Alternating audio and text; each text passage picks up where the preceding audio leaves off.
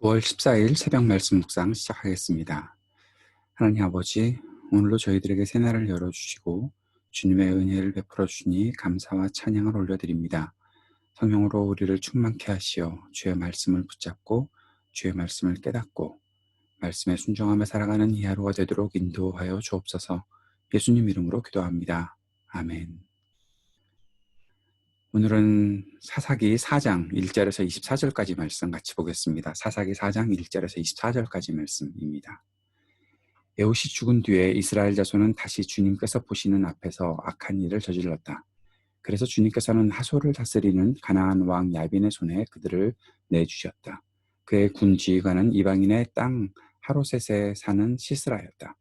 야빈은 철병거 900대를 가지고 있었으며 20년 동안 이스라엘 자손을 심하게 억압하였다. 그래서 이스라엘 자손은 주님께 울부짖었다. 그때 이스라엘의 사사는 랍비돗의 아내인 예언자 드보라였다. 그가 에브라임 산간 지방인 나마와 베델 사이에 있는 드보라의 종려나무 아래에 앉아 있으면 이스라엘 자손은 그에게 나와 재판을 받곤 하였다. 하루는 드보라가 사람을 보내어 납달리의 게데스에서 아비노함의 아들 바락을 불러다가 그에게 말하였다. 주 이스라엘의 하나님이 분명히 이렇게 명하셨습니다. 너는 납달리 지파와 스불론 지파에서 10,000명을 이끌고 다볼산으로 가거라. 야빈의 군 지휘관 시스라와 그의 철병거와 그의 많은 군대를 기손 강가로 끌어들여 너의 손에 넘겨주겠다. 바락이 드보라에게 대답하였다. 그대가 나와 함께 가면 나도 가겠지만 그대가 나와 함께 가지 않으면 나도 가지 않겠소. 그러자 드보라는 내가 반드시 장군님과 함께 가겠습니다. 그러나 주님께서 시스라를 한 여자의 손에 내주실 것이니 장군께서는 이번에 가는 길에서는 영광을 얻지 못할 것입니다. 하고 일어나 바락과 함께 게데스로 갔다. 바락이 스불론과 납달리 지파를 게데스로 불러 모았다. 바락이 10,000명의 군사를 이끌고 쳐올라갔고 드보라도 그와 함께 떠났다. 그런데 모세의 장인 호밥의 자손 가운데 헤벨이라고 하는 겐 사람이 동족을 떠나 게데스 부근에 있는 사하나님 상수리 나무 곁에 장막을 치고 살았다.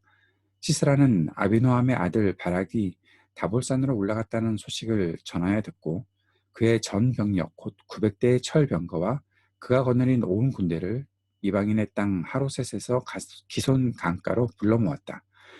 드보라가 바락에게 말하였다. 자 가십시오. 오늘이 바로 주님께서 시스라를 장군님의 손에 넘겨주신 날입니다. 주님께서 친히 그대 앞에 서서 싸우러 나가실 것입니다. 그래서 바락은 10,000명의 병력을 이끌고 다볼산에서 쳐내려갔다. 주님께서 시스라와 그가 거느린 모든 철병거와 온 군대를 바락 앞에서 칼날에 패하게 하시니 시스라가 병거에서 내려서 뛰어 도망쳤다. 바락은 그 병거들과 군대를 이방인의 땅 하로셋에까지 뒤쫓았다. 시스라의 온 군대는 칼날에 쓰러져 한 사람도 남지 않았다. 그러나 시스라는 뛰어서 겐 사람 헤벨의 아내 야엘의 장막으로 도망쳤다. 하솔 왕 야빈과 겐 사람 헤벨의 가문과는 서로 가깝게 지내는 사이였기 때문이다. 야엘이 나아가 시스라를 맞으며 들어오십시오. 높으신 어른 안으로 들어오십시오. 두려워하실 것 없습니다. 하고 말하였다. 시스라가 그의 장막으로 들어오자 야엘이 그를 이불로 덮어주었다. 내가 목이 마르니 물 좀 마시게 하여 주시오. 하고 시스라가 간절히 청하자 야엘이 우유가 든 가죽 부대를 열어 마시게 하고는 다시 그를 덮어주었다. 시스라가 그에게 장막 어귀에 서 있다가 만약 누가 와서 여기에 낯선 사람이 있느냐고 묻거든 없다고 대답하여 주시오 하고 부탁하였다. 시스라는 지쳐서 깊이 잠이 들었다. 헤벨의 아내 야엘은 장막 말뚝을 가져와서 망치를 손에 들고 가만히 그에게 다가가서 말뚝을 그의 관자놀이에 박았다. 그 말뚝이 관자놀이를 꿰뚫고 땅에 박히니 그가 죽었다. 바로 그때 바락이 시스라를 뒤쫓고 있었다. 야엘이 나가서 그를 맞으며 그에게 말하였다. 어서 들어가십시오. 장군께서 찾고 계신 사람을 내가 보여드리겠습니다. 바락이 그의 장막으로 들어가 보니 시스라가 죽어 쓰러졌고 그의 관자놀이에는 말뚝이 박혀 있었다. 이렇게 하나님이 그날에 이스라엘 자손 앞에서 가나안 땅 야빈을 굴복시키셨다. 이스라엘 자손은 점점 더 강력하게 가나안 왕 야빈을 억압하였고 마침내 가나안 왕 야빈을 멸망시켰다. 아멘. 이스라엘 자손들은 또다시 주님 앞에서 악한 일을 저지릅니다. 1절에 주님이 보시는 앞에서, 주님께서 보시는 앞에서, 주님 앞에서 이렇게 악한 일들을 반복하고 있는 이스라엘의 모습을 보면서 우리 마음속에도 한 번 더 경계를 삼았으면 좋겠습니다. 주님께서 보시는 곳이 어느 특정한 장소뿐만이 아니잖아요. 우리의 모든 것들을 보고 계시는데 우리는 주님 앞에서 어떠한 태도로 살아가고 있는지 돌아보는 시간이 되면 좋겠습니다. 에웃이 죽은 뒤에 라는 말도 또 이 독자들을, 우리를 씁쓸하게 만들지요. 에웃이 죽고 나니까 또 이렇게 하나님 앞에서 죄악을 저지른다라는 것이죠. 주님께서는 진노하셨고 하솔을 다스리는 가나안 왕 야빈에게 이스라엘 자손들을 내어주십니다. 그리고 그의 군 지휘관인 시스라를 통해서 강한 군사력으로 이스라엘을 괴롭힙니다. 야빈이 이 시스라를 통해서 이스라엘을 더 괴롭혔다라는 것들을 보게 되죠. 철병거 900대, 굉장히 큰 병력을 가지고서 이스라엘을 위협하고 괴롭혔던 것들을 보게 됩니다. 이스라엘이 고통을 당한 기간이 20년입니다. 20년 동안 상당히 심한 억압을 받았다라는 것들을 볼 수 있죠. 이때에 주님께서는 랍비돗의 아내인 예언자 드보라를 사사로 세우셔서 이스라엘을 다스리고 계십니다. 드보라는 이미 사사로 활동하고 있었던 것들을 알 수 있죠. 드보라라는 이름의 뜻을 보면 불같은 성품을 가진 여인이다라는 사실을 보게 되는데, 드보라는 사실 이스라엘에서, 특별히 사사기에서 사사로서 재판, 사사라는 이 저치라고 영어 제목이 있는데 이것은 재판을 하는 사람이다라는 그런 뜻이죠. 재판관이다. 근데 진짜 재판관의 역할을 했던 사람은 드보라밖에 없지 않나라는 생각을 하게 됩니다. 다른 사람들이 어떤 그런 역할을 했다는 기록들을 보기는 어렵지만 드보라는 이렇게 재판하는 역할을 했던 사람, 다시 말해서 드보라는 단지 위험이 있어서 이스라엘을 구원하는 다른 어떤 영웅들, 다른 사사들과는 달리 이미 이스라엘 백성에게 재판관의 역할을 하면서 지도자의 역할을 했던 사람이다라는 것들을 보게 됩니다. 그리고 또 하나는 다른 사사들은 조금씩 부정적인 면들이 기록되어 있는 것을 보죠. 그런데 드보라에게는 그런 모습이 없다는 것이죠. 기드온, 삼손, 그런 사람들, 오늘 나타나는 바락에게도 뭔가 이 사람이 영웅인가? 왜 이렇게 겁이 많지?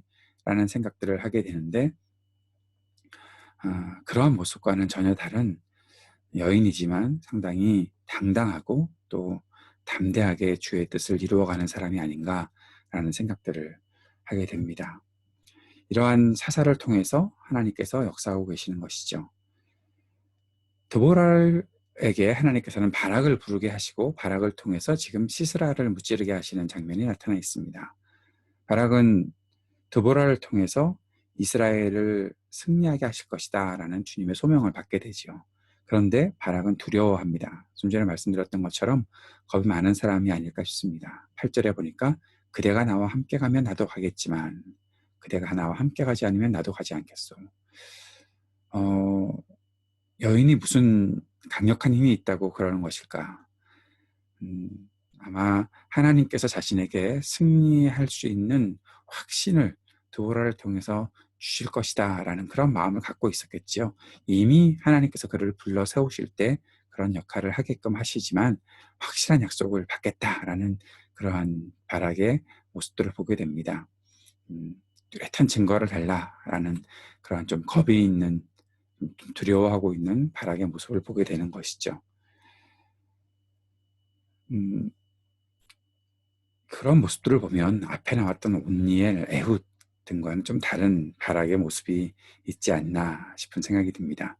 드보라는 바락이 싸울 수 있도록 하나님의 뜻을 정하고 바락은 그 말에 순종해서 전쟁을 합니다. 이때 드보라가 말을 하지요. 주님께서 시스라를 한 여자의 손에 내주실 것이니, 뒤에 등장하는 야엘을 말하고 있는 것 같습니다.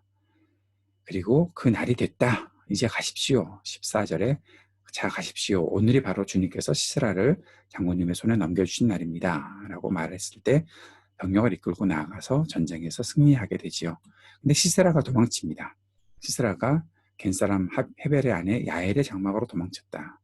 이미 그들은 알고 있었던 사이다. 하솔왕 야빈과 겐사람 헤벨 가문과 가깝게 지내는 사이였기에 안심하고 야엘의 장막으로 들어간 것이 아닐까 싶습니다. 헤벨은 어디 갔고 야엘만 있는가? 이것도 좀 의심스러운 부분이고, 이 본문의 내용들이 우리가 이해하기가 쉬울 수도 있지만 어떻게 여인이 혼자 있는 장막에 이렇게 들어가나, 또 그 안에서 그 여인의 그 침상에 이렇게 누워서 이불을 덮고 있을까? 시스라의 그동안의 강력한 군대가 다 패했다고 하더라도 이러한 모습을 보일 수 있는가?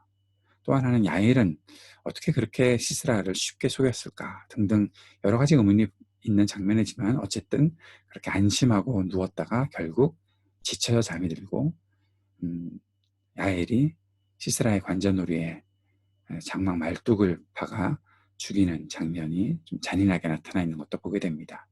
소임수를 쓰고 잔인하게 죽이고, 가난한 사람들의 모습들이 그들에게 이렇게 스며들어 왔던 것들을 보게 되는 것이죠. 그리고 결국 하나님께서 이스라엘 자손 앞에서 가나안 왕 야빈을 굴복시키는 장면이 나타나 있습니다. 바락이 영웅인가? 야엘이 영웅인가? 드보라가 영웅인가? 어쨌든 드보라 사사의 이야기로 보여지는 이 장면이지만 이 모든 것 속에서 역사하시는 분은 하나님밖에 없다라는 생각 들지 않으십니까? 하나님만이 역사하시는 분이시다라는 것이죠. 하나님께서 모든 전쟁의 과정 속에 함께 하셨다라는 것들을 보게 되고, 그 모든 것 속에 하나님의 도우심이 있었다라는 사실을 보게 됩니다. 이 일을 이끌었던 드보라의 하나님 말씀 앞에서 당당하게 바락을 세우고 또 전쟁에 승리하게끔 인도하고 있는 드보라의 모습들을 보게 되고, 또 겁은 많지만 결국 순종하고 있는 바락의 모습도 우리가 볼 수 있습니다. 하나님께서 가장 약해 보이는 것을 통해서 구원하시는 것이죠. 두 여인의 손에서, 또 겁쟁이 바락의 손에서 하나님께서 역사하고 계시는 것들을 볼 수 있습니다. 하나님은 가장 약해 보이는 것을 통해서도 하나님의 능력을 나타내신다라는 사실들을 오늘 말씀을 통해서 볼 수 있습니다. 오늘도 이 땅을 위해서 함께 우리 중보하며 기도합시다. 어려운 시대이지만 그러나 주님의 은혜 가운데서 우리에게 이 모든 어려움들을 돌파해 나갈 수 있는 지혜와 힘을 허락하여 주옵소서.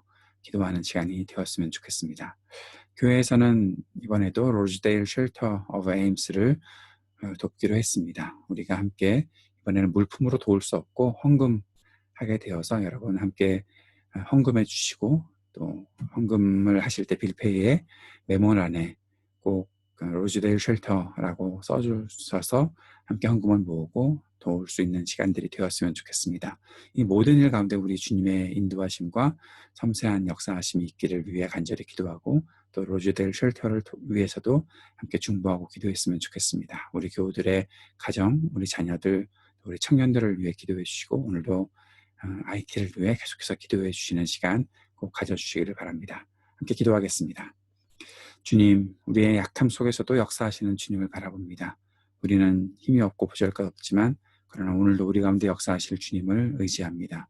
우리와 함께 동행하여 주시고 주님 앞에 순종하며 살아가는 우리가 되도록 인도하여 주옵소서. 예수님 이름으로 기도드립니다. 아멘.